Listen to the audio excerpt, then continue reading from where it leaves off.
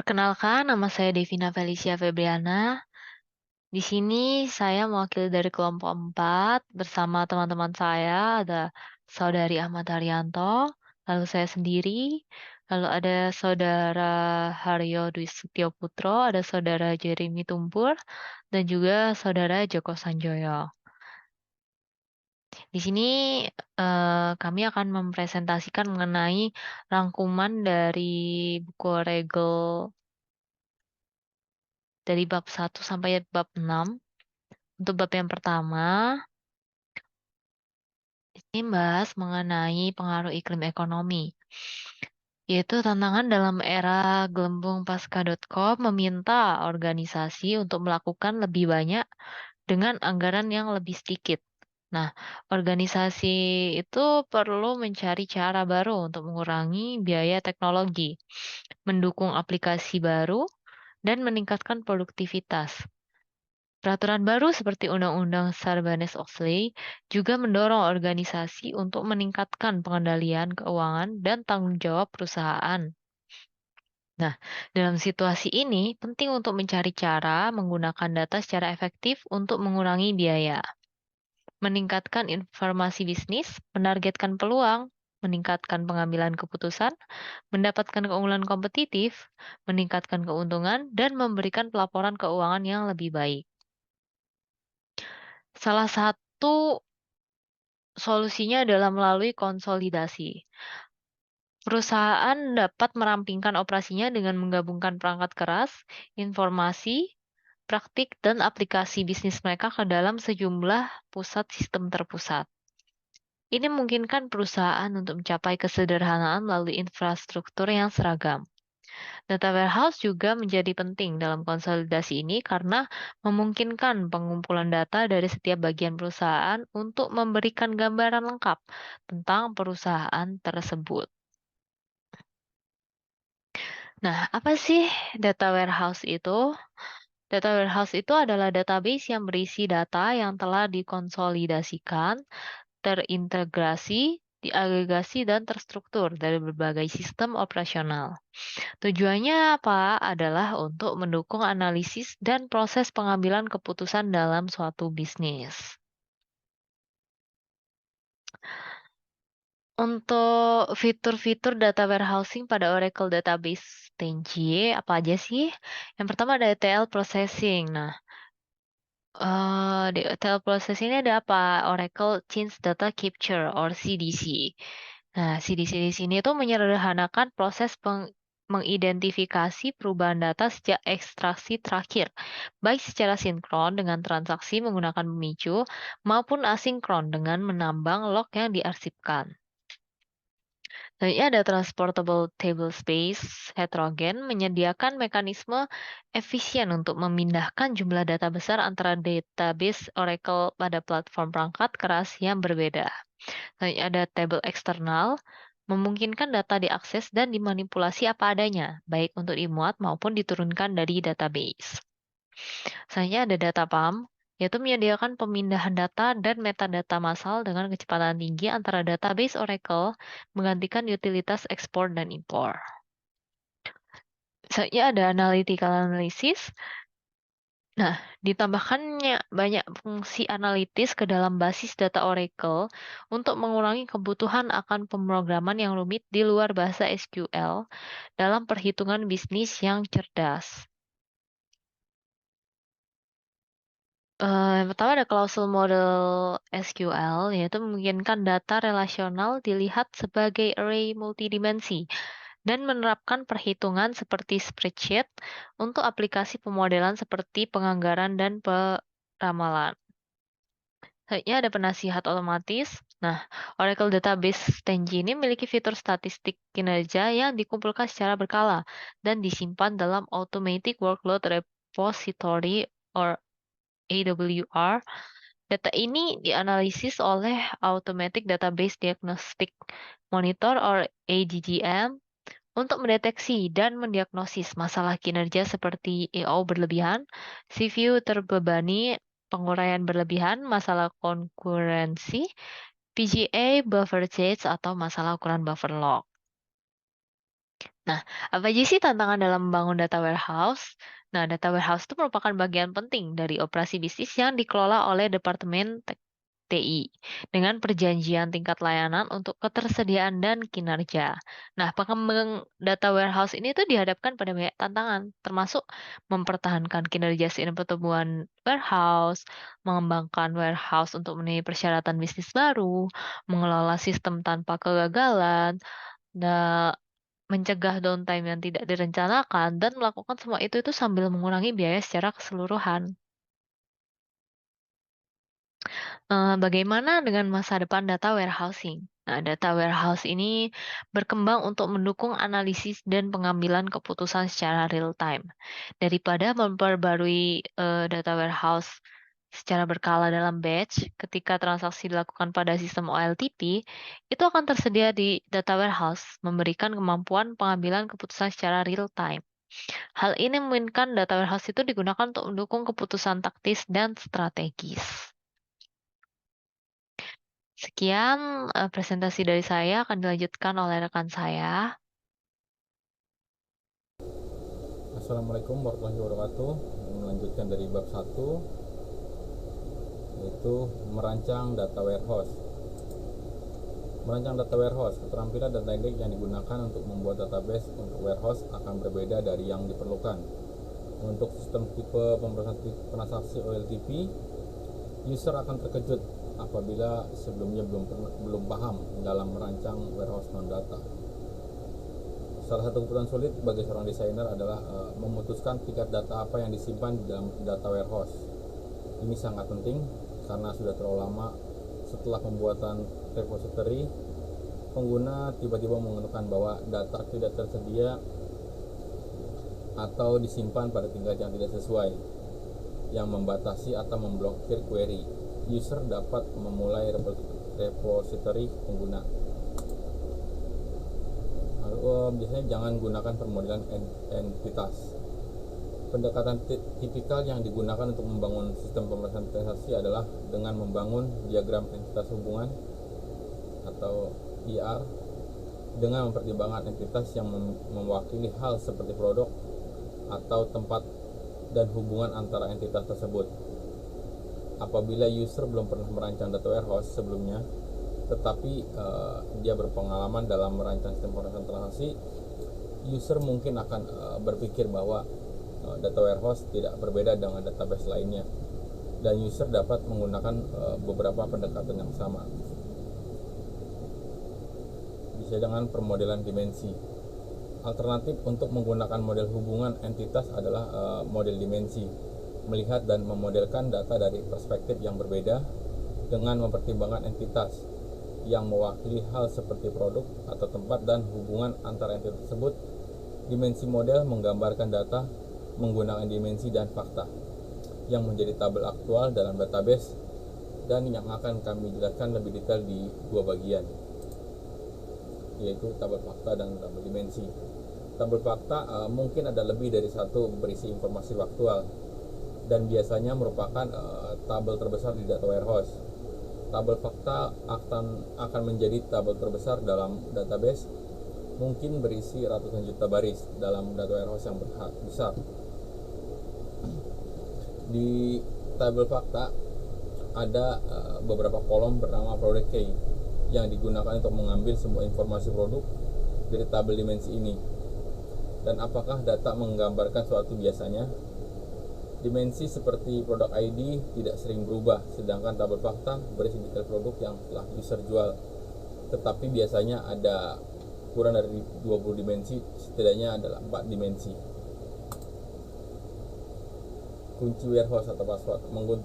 Mengganti kunci warehouse, user tidak harus sangat canggih dan dapat dimulai dari satu atau meningkat secara berurutan menggunakan urutan Oracle. Mungkin juga ada penghematan penyimpanan data jika kunci pengganti diubah, namun dalam mempertahankan penggunaan kunci dalam skema ESDW dapat membantu jika kunci default digunakan daripada kunci pengganti secara numerik. Lalu normalisasi data warehouse. Beberapa ahli percaya bahwa warehouse harus dinormalisasi. Sementara yang lain berpikir bahwa menggunakan bentuk normal dimensional lebih tepat. Data dimensi dinormalisasi dengan cara yang sama seperti user menormalkan desain database saat melakukan permodelan hubungan entitas dalam sistem OLTP. User akan melihat bahwa versi bentuk normal dimensional data tergantung pada level dalam dimensi.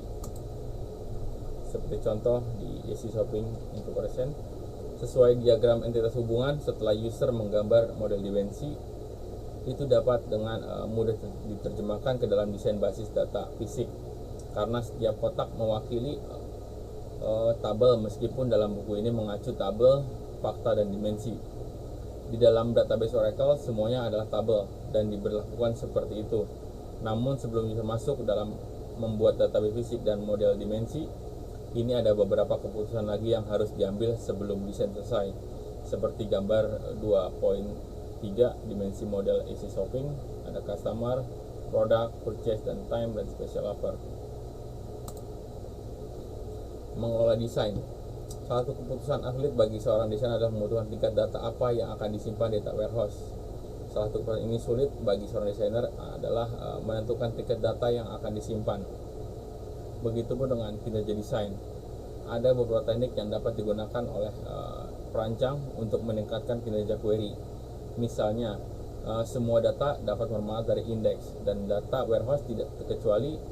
Di data warehouse, perancang tidak perlu khawatir dengan banyaknya user yang memasukkan entry baru ke dalam indeks dan masalah terkait yang dapat terjadi.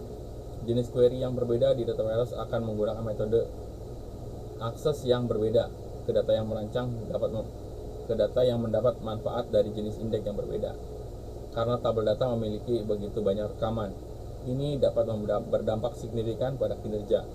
Oleh karena itu mungkin perlu menerapkan prosedur yang untuk mencegah pembaruan yang tidak valid ke tabel data. Database tunggal atau lebih. Basis data dapat dibuat langsung dari SQL, tetapi harus berhati-hati saat menggunakan pendekatan ini karena pengguna harus menjalankan beberapa file script yang diperlukan dalam Oracle Database 10G. Penamaan konvensi.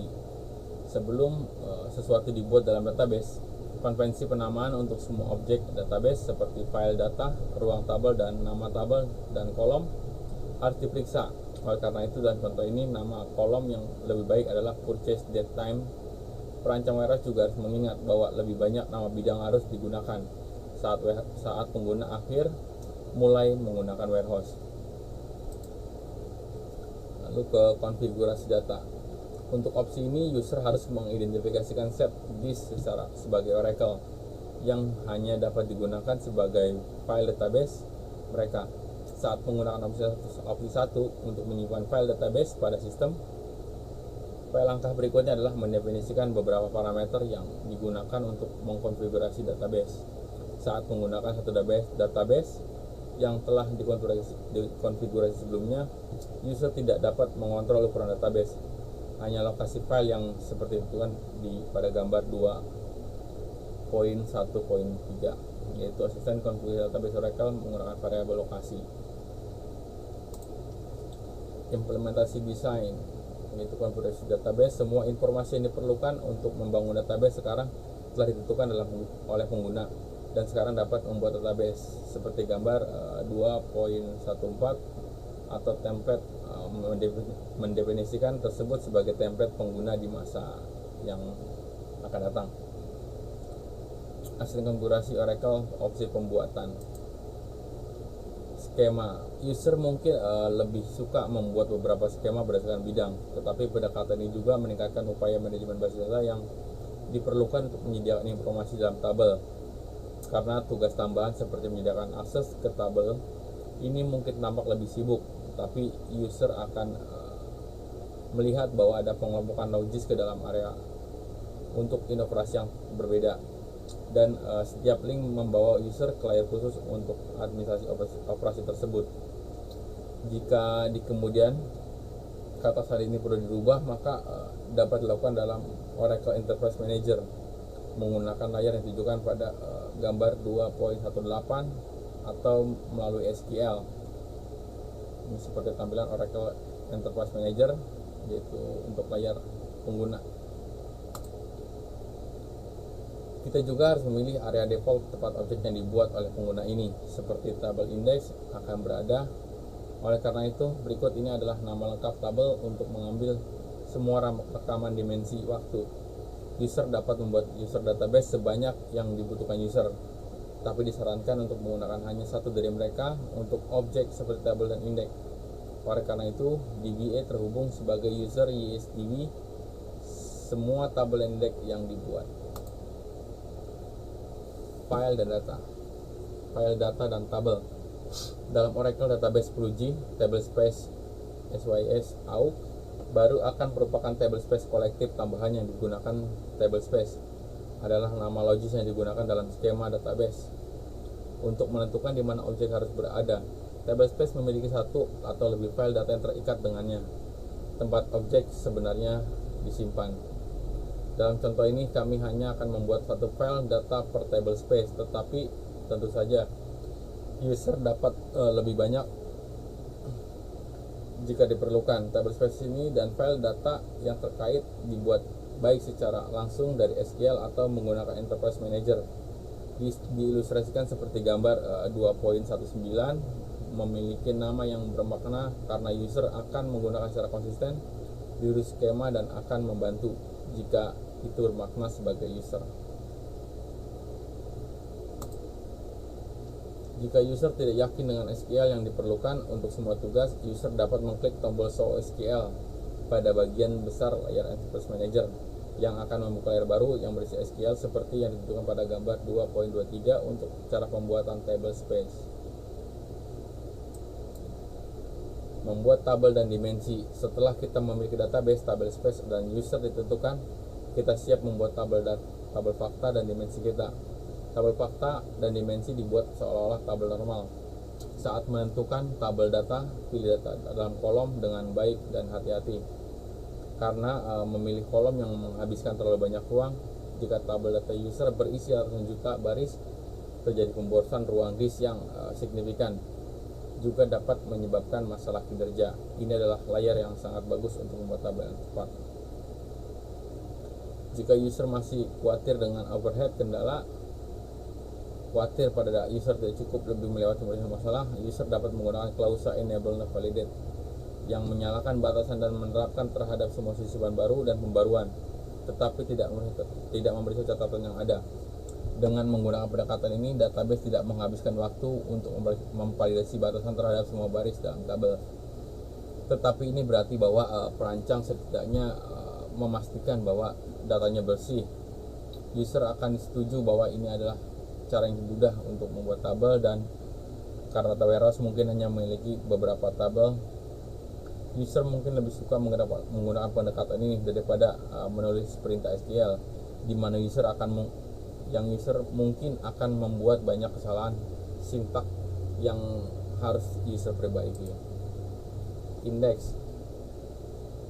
Oracle menawarkan beberapa jenis indeks yang berbeda, tetapi yang menarik bagi desainer data warehouse adalah harap pahami bab ini, karena di sana user akan mempelajari apakah memilih indeks global atau lokal dengan cara mempartisinya. Jika diperlukan, indeks yang dipetakan sedikit akan menyimpan informasi dengan cara yang lebih ringkas, dan ini juga memiliki manfaat tambahan untuk mengoptimalkan Oracle mengakses data untuk query warehouse tipikal. Partisi data adalah teknik desain yang sangat penting dalam fasilitas penyimpanan karena menyediakan sarana mengolah data jumlah yang besar dan mengontrol bagaimana data tersebut ditempatkan pada disk. Dalam contoh ini, user mempartisi berdasarkan bulan. Jadi data dari Januari masuk ke satu partisi dan data Februari masuk ke partisi lainnya, dan seterusnya. Oracle Database 10G menyediakan beberapa teknik pemartisian yang berbeda. Anda dapat memilih salah satu yang paling cocok untuk pengguna basis data. Tampilan. Pada tahap desain ini yang memungkinkan akan dibuat sebagai tampilan yang akan direalisasikan. Pertanyaan tersebut harus segera disimpan untuk pembuatan di masa yang akan datang. Jumlah produk yang akan dijual per hari. Jika user mengetahui tampilan aktual yang dibutuhkan user dapat menggunakan SQL Access Advisor yang memiliki beberapa metode untuk mengevaluasi beberapa materialis mereview potensial keamanan. Dengan menggunakan pendekatan berbasis peran, pengguna mungkin secara tidak sengaja memberikan pengguna informasi yang seharusnya tidak mereka miliki. Karena Anda tidak ingin memberikan hak istimewa ini kepada banyak pengguna, Anda tidak boleh menghabiskan terlalu banyak waktu untuk memberikan akses sistem. Metode yang digunakan mengatur hak istimewa biasanya seperti adalah memilih akses target dari daftar di layar pengguna. Pilih tombol edit lalu pilih tab hak istimewa atau user privilege. Opsi paralel. Klausa berikut dapat ditambahkan ke pernyataan create table untuk tabel fakta pembelian. Karena itu, semua yang harus dilakukan user adalah memasukkan klausa, dan Oracle Database 10G melakukan sisanya. Ini berarti bahwa setiap operasi pada tabel ini harus dilakukan dengan mengacu dua proses server jika tidak didapat eksekusi secara paralel. Oleh karena itu, mengacu pada contoh isi shopping comparison, jika membutuhkan menentukan nilai di tabel pembelian, harus ada 3 file data yang ditentukan dalam table space. Pengujian desain.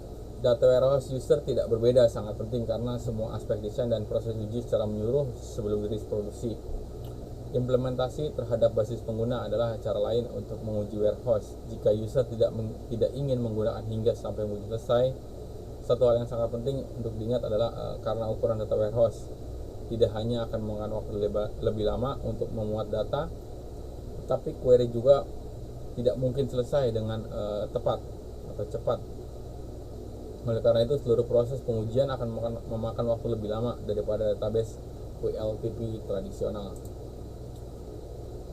Ikut skema AC Shopping Corporation. Nah, kita telah melihat penjelasan semua database dalam membuat hingga menggunakan alat GUI. Tetapi banyak user mungkin lebih suka membuat database langsung dari SQL yang memiliki kerangka kerja dasar.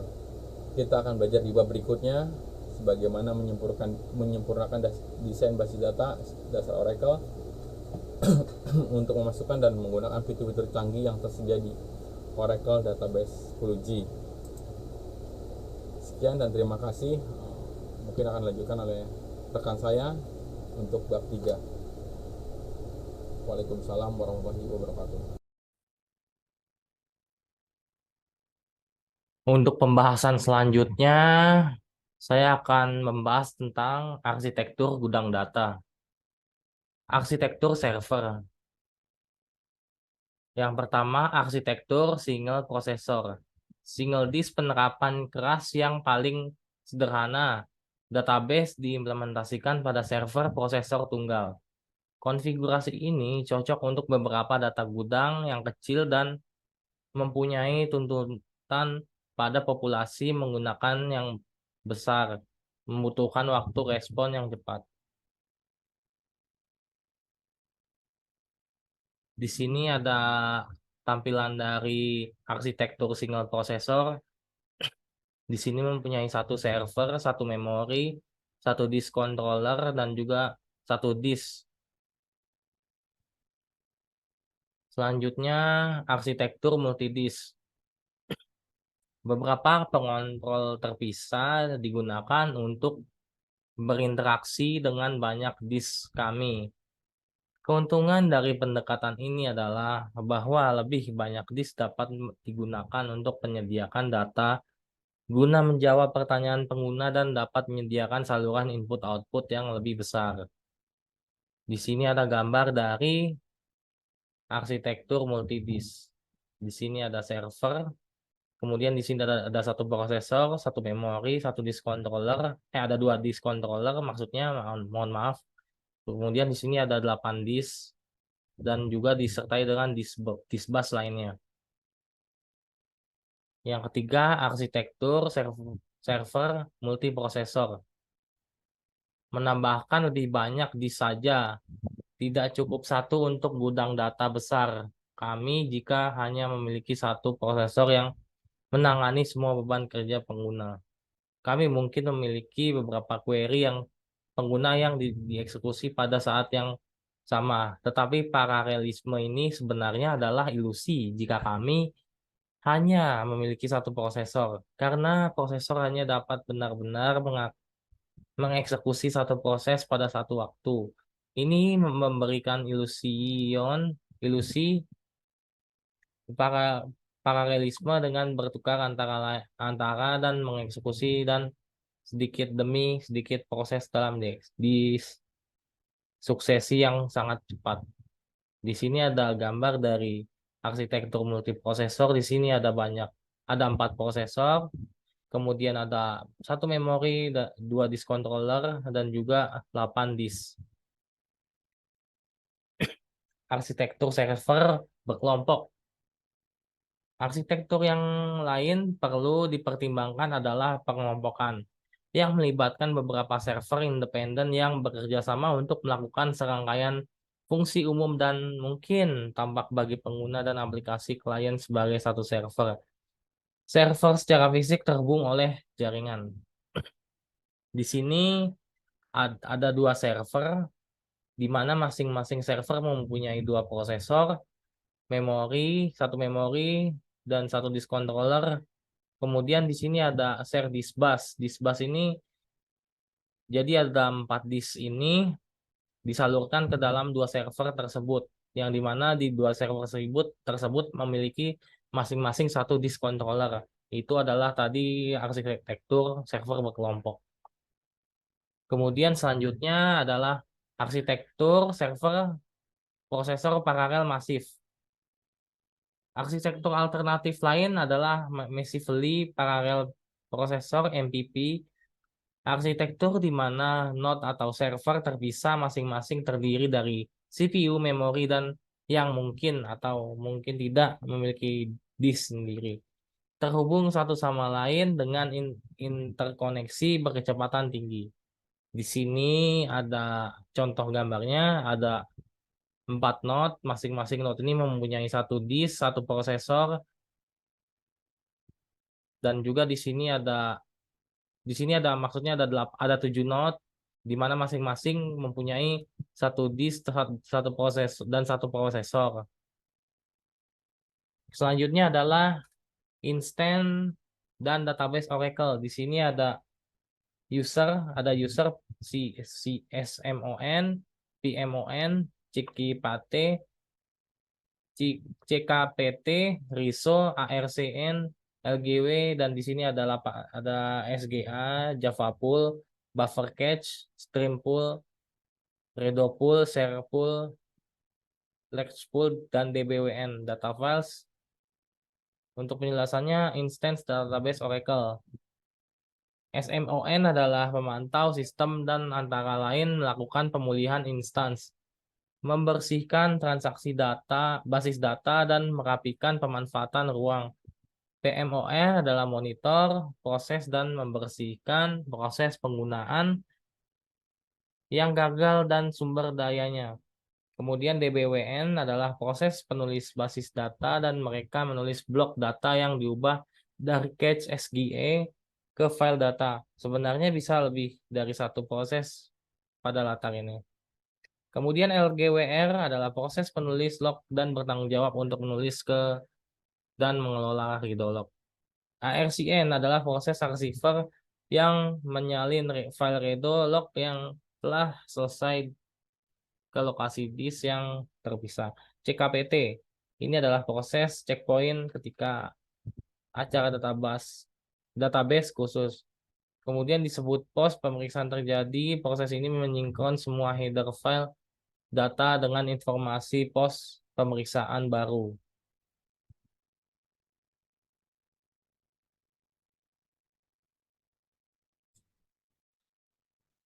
Assalamualaikum warahmatullahi wabarakatuh. Di sini saya Joko Sanjoyo. Saya akan mempresentasikan rangkuman bab 4.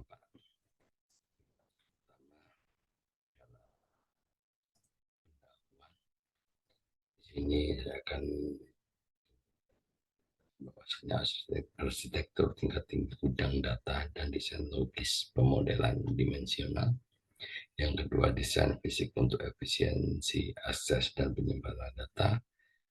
Dan yang ketiga, pembahasan teknik desain fisik seperti pemartisian, pengindeksan, dan kompresi data. Yang pertama adalah pemartisian data.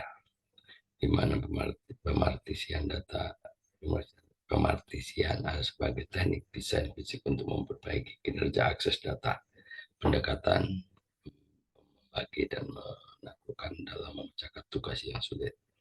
Manfaat pemartisian ini adalah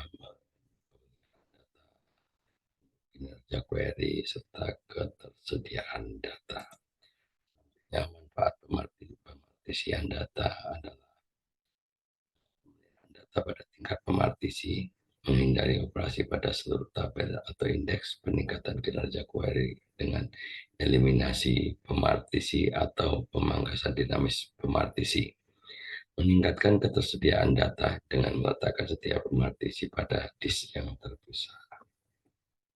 Selanjutnya adalah cara memartisi data. Pertimbangan pemartisi untuk tabel besar dengan ukuran di atas 2 GB. Pemartisian berdasarkan rentang, daftar, atau kombinasi metode-metode tersebut.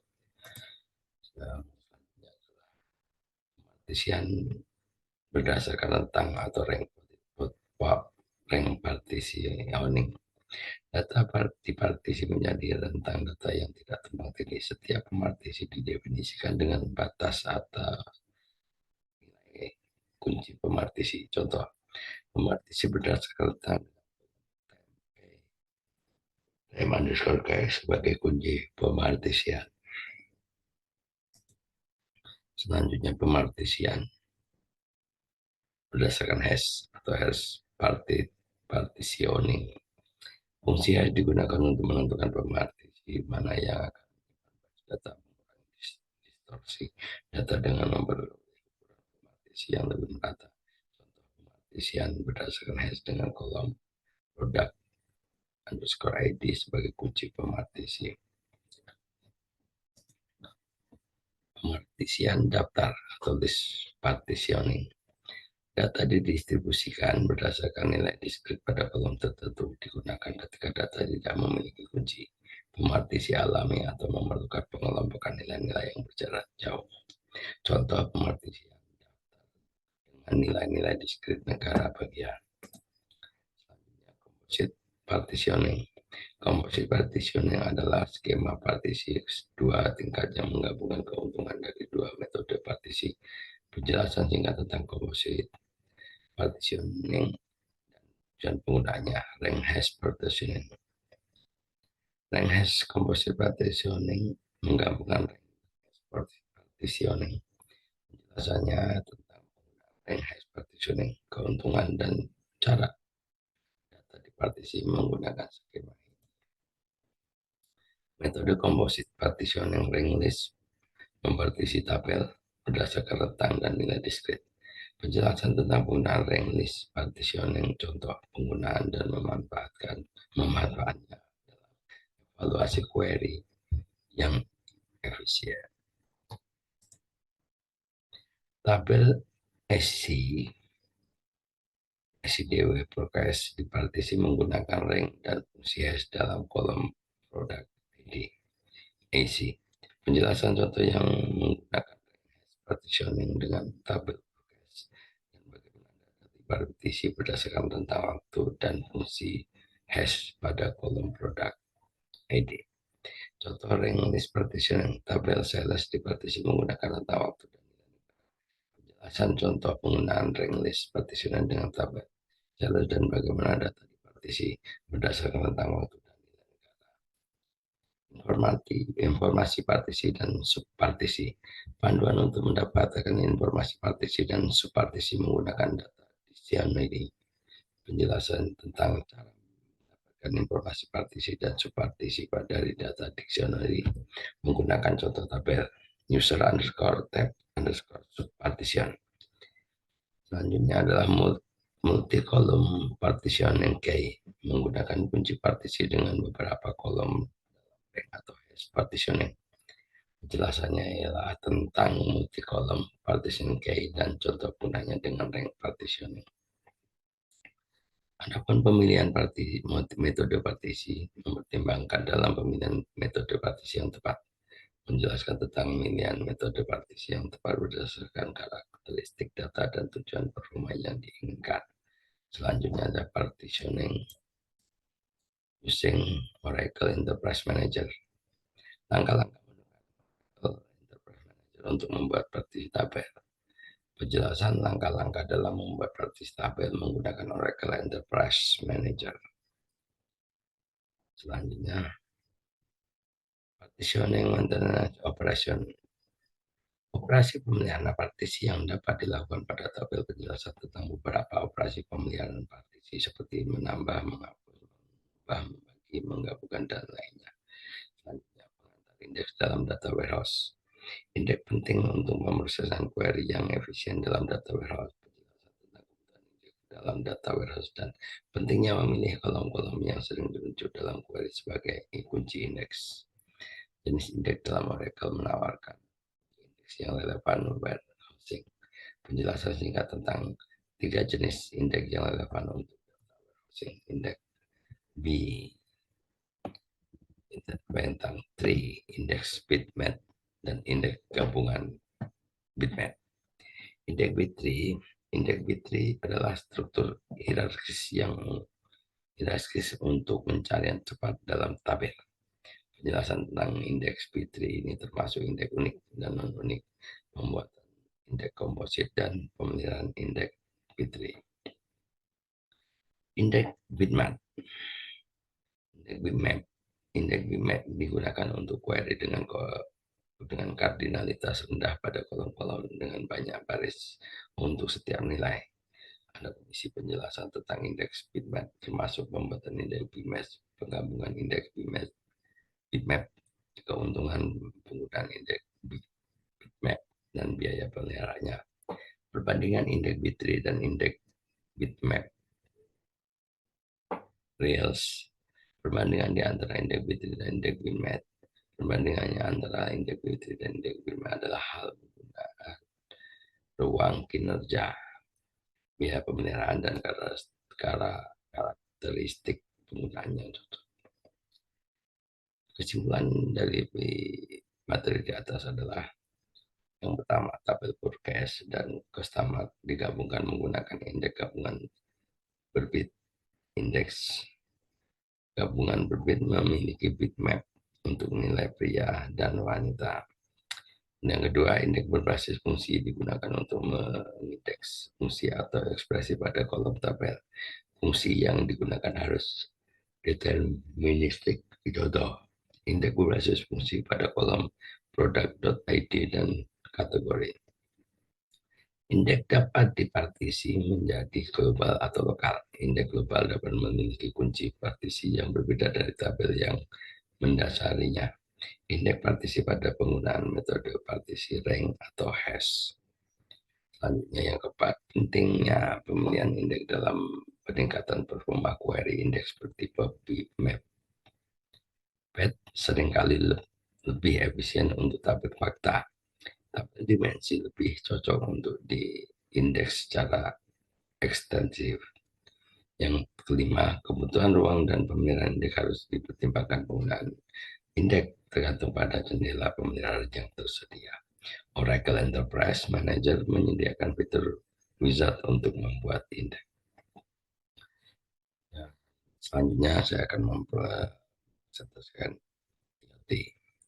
Yang pertama, tabel terorganisasi indeks. Tabel terorganisir indeks atau IoT adalah alternatif penyimpanan data IoT. Penggunaan kunci primer untuk menguruskan dan menyimpan data IoT dapat menghemat ruang penyimpanan. Yang kedua, membuat IoT, Internet of Things, menentukan klausa organization index dalam pernyataan create table, contoh SQL, untuk membuat tabel terorganisir indeks. Klausa including untuk menentukan kolom-kolom yang akan disertakan dalam indeks segmen.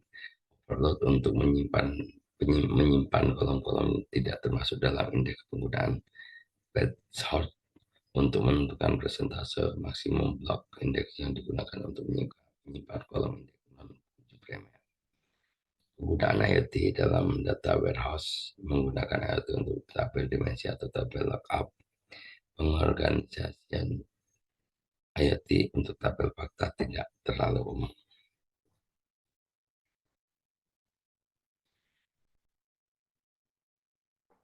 kompresi data. Teknik kompresi data dalam Oracle data yang pertama adalah data segment compression untuk mengurangi penggunaan penyimpanan manfaat kompresi tabel ketika data memiliki nilai-nilai berulang. Yang kedua, penggunaan kompresi tabel jika baris-baris tabel tidak mungkin merubah secara signifikan. Pembaruan data menggunakan directory insert path untuk mempertahankan kompresi. Aktivasi data segmen compression dengan kata kunci kompres saat membuat tabel space, tabel, atau partisi. Contoh pembuatan tabel compression dengan data segmen compression. Menggabungkan dan mengoperasi partisi sesuai dengan data lama. Atribut kompresi membuat tabel menggunakan perintah alter table move and introduction on trend forecasting. Demikian presentasi dari kami. Kita lanjutkan pada bab selanjutnya. Selamat malam.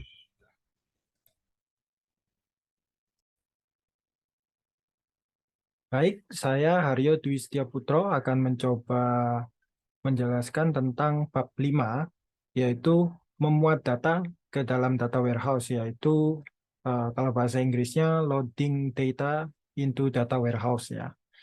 Jadi proses pengisian data warehouse itu melibatkan serangkaian tugas untuk mendapatkan data dari sumbernya. Kemudian di situ akan dibersihkan, ya, cleansing, dan kemudian ditransformasikan ke dalam format tingkat detail yang tepat, ya, untuk bisa dimuat ke dalam data warehouse target dan nanti dibuat sebagai bahan analisis, ya. Proses dalam loading data into data warehouse ini melibatkan proses ETL. Ya, ETL itu extraction, transformation, dan loading. Jadi itu singkatan ETL, ekstraksi, transformasi, dan pemuatan kalau bahasa Indonesianya. Jadi itu adalah langkah-langkahnya. Data diekstraksi dari sistem operasional sumber dan ditransportasikan ke area staging, ya. Area staging ini adalah tempat sementara untuk mempersiapkan data. Kemudian data itu akan diintegrasikan dengan data lain, dibersihkan dan ditransformasikan menjadi representasi yang umum, ya. Kemudian data itu nanti dimuat ke dalam target data warehouse. Ini adalah ilustrasi bagaimana proses ETL yang saya jelaskan tadi. Ini adalah sumber atau operational sources yang mana dia nanti diekstrak, ya, kemudian masuk ke staging area, ditransform. Di sini prosesnya adalah diintegrasikan, kemudian dibersihkan, mungkin ada data-data yang terduplikasi, mungkin ada data yang kosong, jadi dibersihkan, ya, jadi disesuaikan dengan format yang akan digunakan nanti di data warehouse-nya.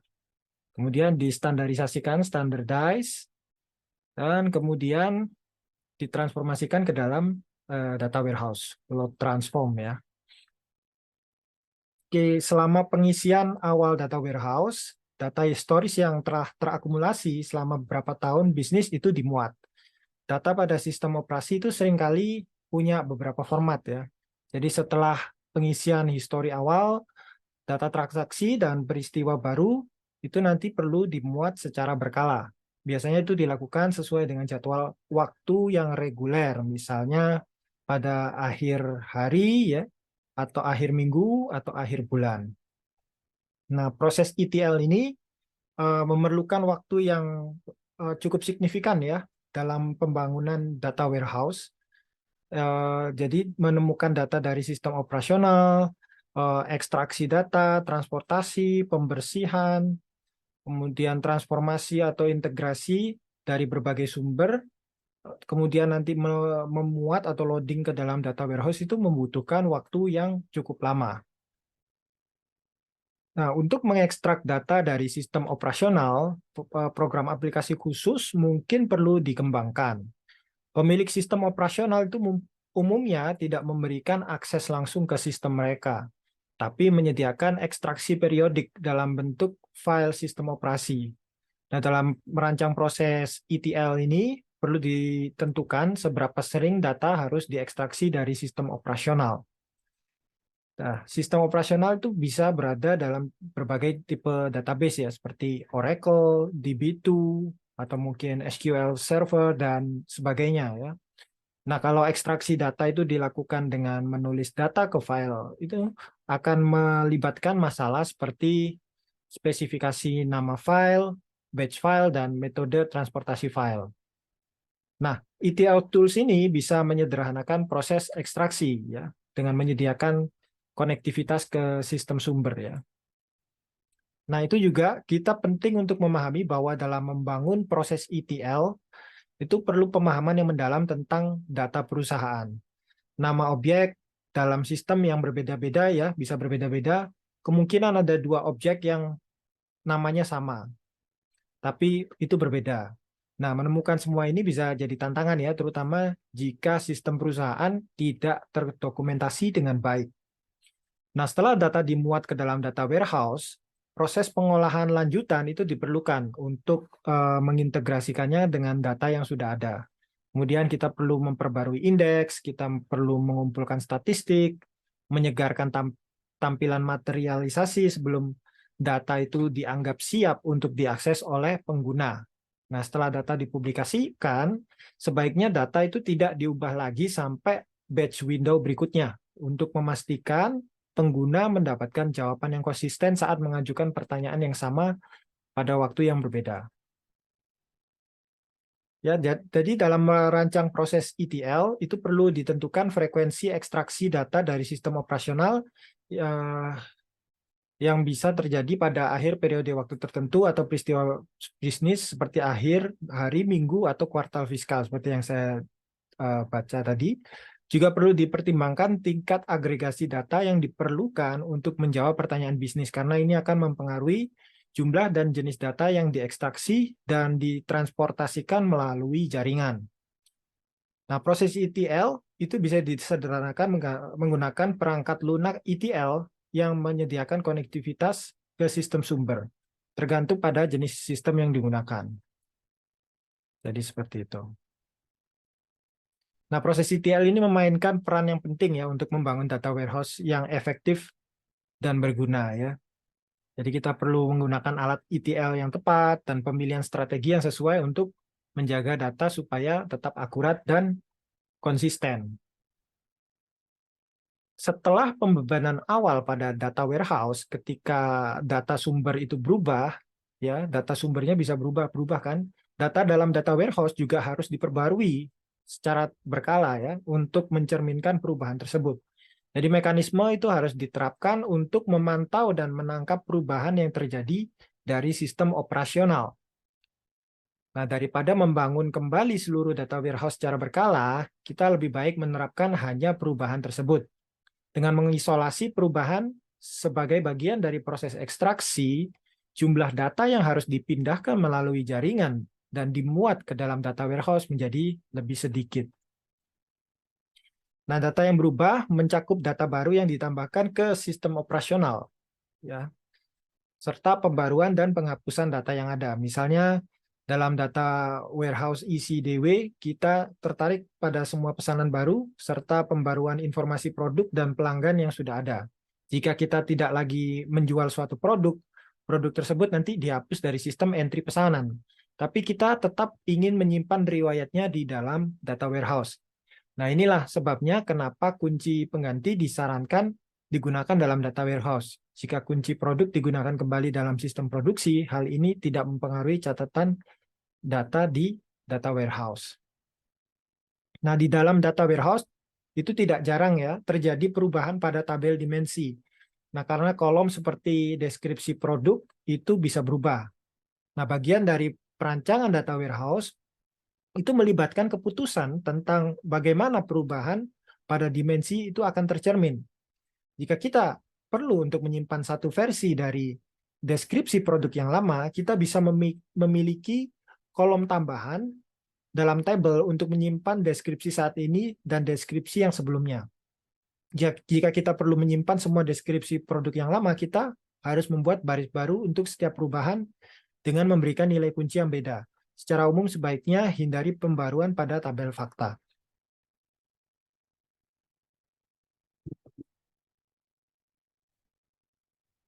Oke, jadi di sini ada beberapa cara untuk mengidentifikasi data baru atau yang berubah. Salah satu teknik untuk menentukan perubahan adalah dengan menyertakan cap waktu atau timestamp ya, untuk mencatat kapan setiap baris dalam sistem operasional itu berubah.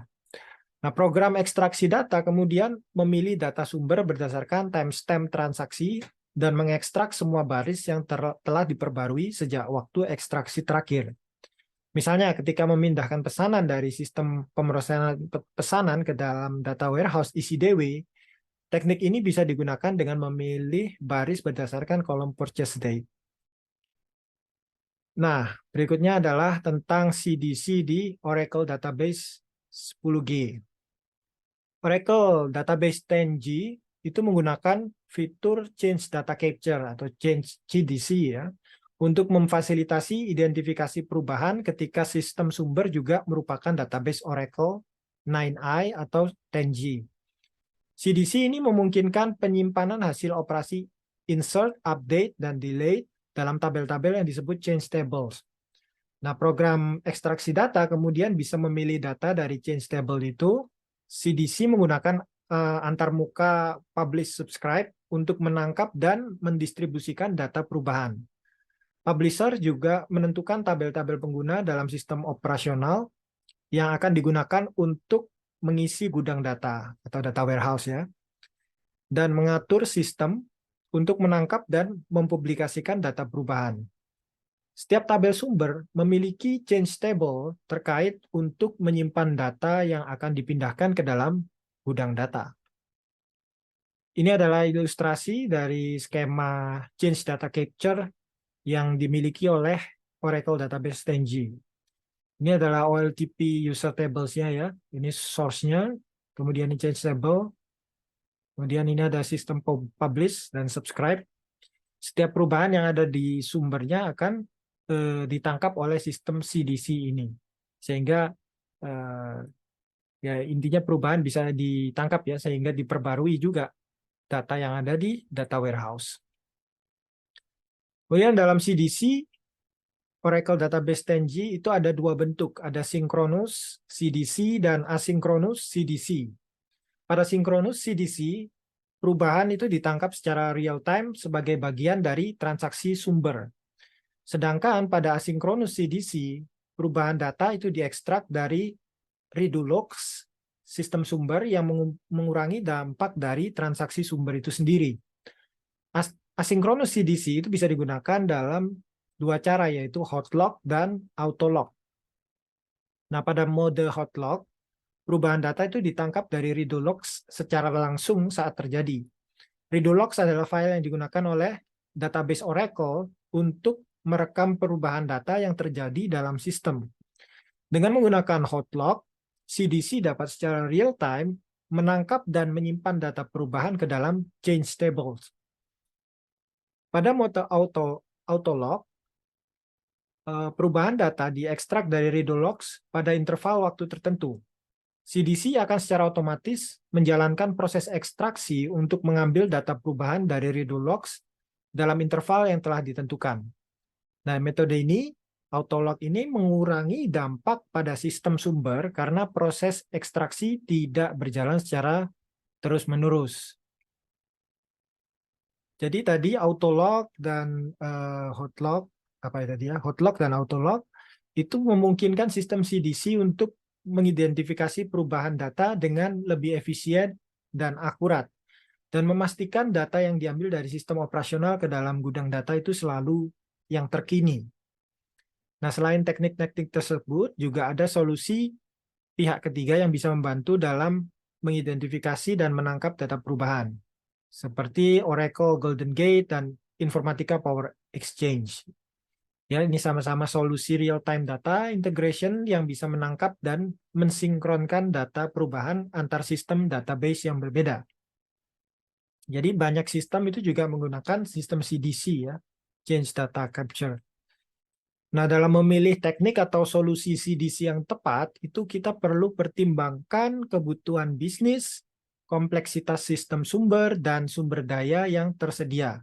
Nah, penting untuk melakukan analisis yang mendalam dan perencanaan yang matang sebelum mengimplementasikan solusi CDC untuk memastikan pengambilan data yang akurat, efisien, dan dapat diandalkan dalam membangun gudang data.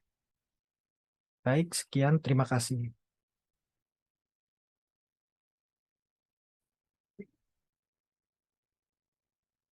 Untuk pembahasan selanjutnya adalah mengquery gudang data. Yang pertama, perencanaan. Oracle menyediakan beberapa alat untuk menampilkan rencana eksekusi. Menggunakan opsi auto trace dari SQL Plus untuk menampilkan rencana saat menjalankan query. Alternatifnya, untuk mendapatkan rencana query tanpa menjalankan query, Anda dapat menggunakan explain plan. Ini adalah contoh query-nya, explain plan for select pada tabel T, kolom mon, kemudian yang dipilih lagi tabel T, kolom year, kemudian tabel P pada kolom produk underscore ID, kemudian di sum kolom purchase price, kemudian as sum of sales, kemudian di count kolom purchase price as total sales, kemudian di count dikali menjadi C star. Kemudian dari tabel time kolom T, tabel product P, kemudian purchase F, di mana tabel T kepada kolom time key sama dengan tabel F pada kolom time key, dan tabel F pada kolom produk key ID sama dengan tabel P pada kolom produk underscore ID. Di group by tabel T pada kolom mon, tabel T pada kolom year, kemudian tabel P pada tabel product ID. Dan hasilnya kan terjadi seperti ini tabel outputnya. Kemudian selanjutnya adalah transformasi bintang. Query bintang adalah query tipikal yang dijalankan pada skema bintang masing-masing tabel dimensi digabungkan ke tabel fakta menggunakan primary key ataupun origin key. Hubungan kunci. Ya, jika tabel fakta memiliki indeks bitmap pada masing-masing kolom kunci.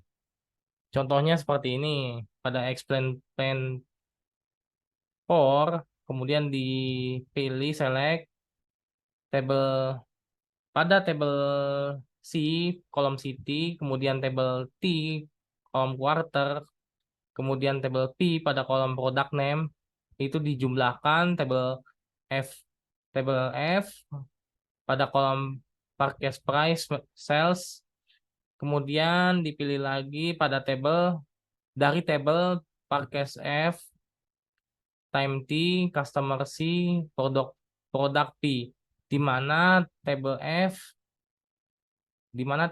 kolom time key sama dengan tabel T kolom time key, dan tabel F kolom customer ID sama dengan tabel C kolom customer ID, dan tabel F kolom product ID sama dengan kolom tabel P kolom product ID, dan tabel T kolom mon sama dengan 2231,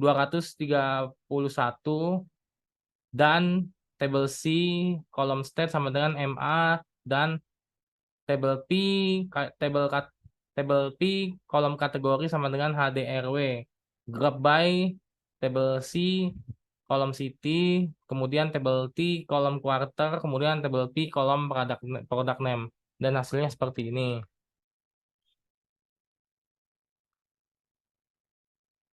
Di sini ada name product, customer, time purchase, customer IDX, time IDX, dan product IDX pada kolom name ini. Selanjutnya adalah partisi rentang. Dalam pembagian rentang, dalam partisi menjadi tentang yang tidak tumpang tindih. Dalam ini pengoptimalan dapat melakukan pemangkasan partisi jika query memiliki predikat range, in list atau like pada kunci partisi.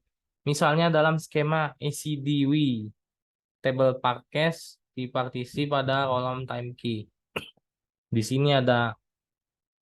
sini dipilih table T kolom time key, kemudian dijumlahkan sum table F kolom purchase price sebagai sales, kemudian pada dari table purchase F, kemudian table time T, di mana table F kolom time key sama dengan table T kolom time key, dan table T kolom time key between two date itu menjadi 1 November dari 1 November 2003, kemudian dia disetting di mon YYY, dan di bawahnya juga sama, to date 31 Desember 2003 di setting DD mon YYY, group by table T kolom time key. Kemudian akan terjadi seperti ini hasilnya.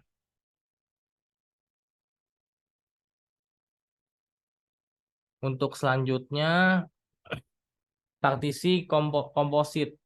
Untuk tabel dengan partisi gabungan, selain memangkas tingkat partisi pengoptimalan, juga dapat memangkas subpartisi di dalam partisi menggunakan predikat pada kolom subpartisi. Ini selanjutnya dapat mengurangi data yang diakses untuk menjawab query. Di sini ada query menampilkan storage number, department number, kemudian dijumlahkan sum sales amount sebagai KL sales dari table sales, di mana sell date between to date-nya 15 Februari 2003 di set sebagai DD mon YYY, dan to date 15 Maret 2003 di set DD mon YYY, dan state in NH, MA, dan city. Group by store number, department number. Hasilnya seperti ini. Selanjutnya adalah CAP. Operator CAP menghitung agregat untuk semua kemungkinan kombinasi kolom dalam klausa group by. Di sini ada contohnya, select table P kolom kategori, kemudian diselect lagi table T kolom year, di sum purchase price dan total sales. Kemudian dari table product P, purchase F, dan time T, di mana table P kolom product ID sama dengan table F kolom product ID, dan table T kolom time key sama dengan table F kolom time key. Group by CAP. Di sini ada table P kolom kategori dan table T kolom year. Hasilnya akan terjadi seperti ini di CAP. Di sini ada penjelasan kategori year, dan grand total.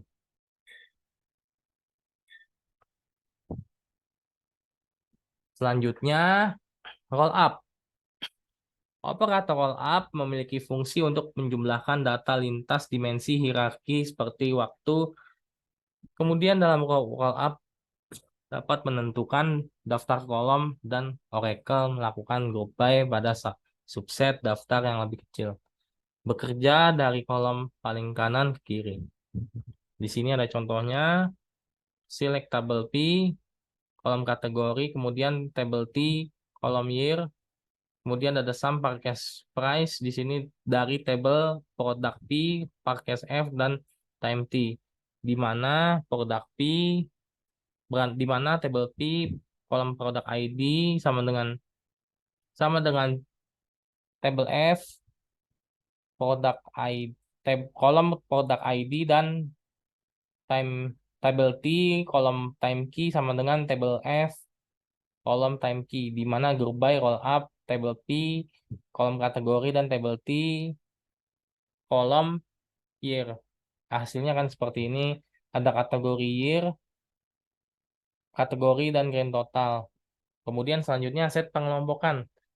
Jika menyimpan hasil dari operator ke menghitung semua kemungkinan pengelompokan, kebutuhan ruang bisa menjadi terlalu besar. Tidak jarang output dari Coop sendiri menjadi beberapa kali lebih besar dari ukuran tabel faktanya.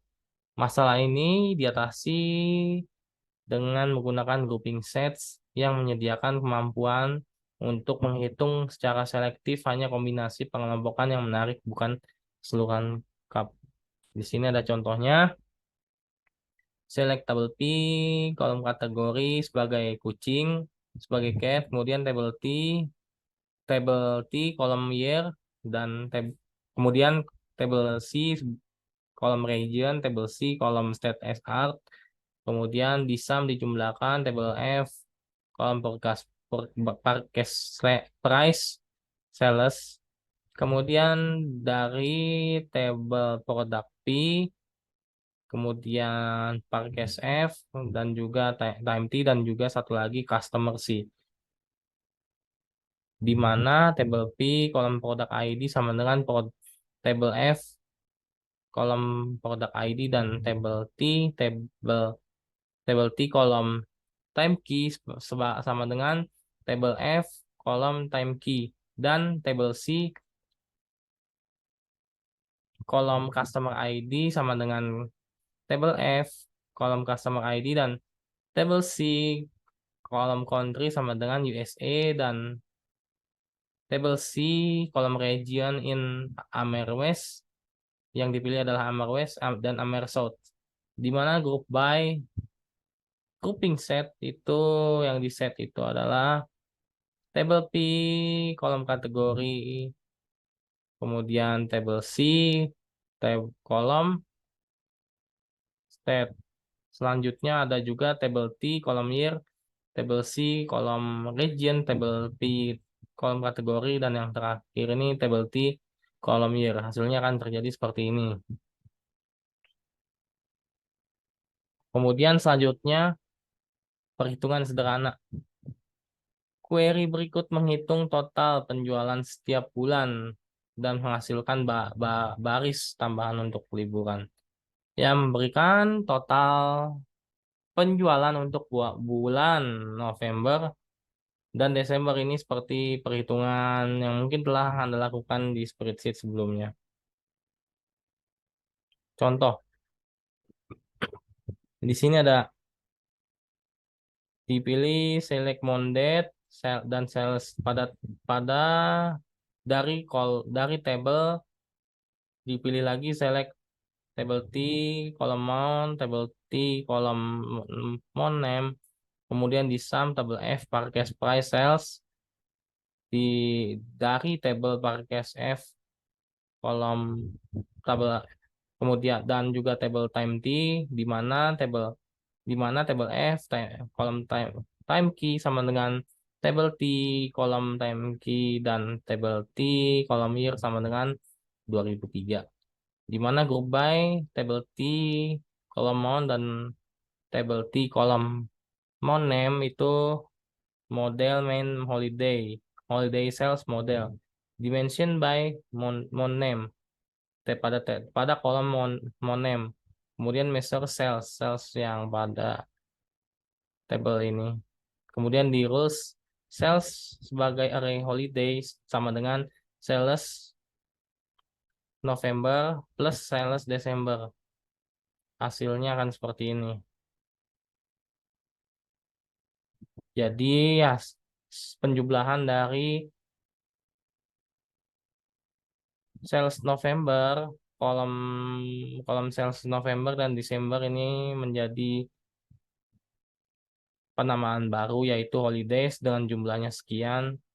Hasil dari November ditambah Desember sales.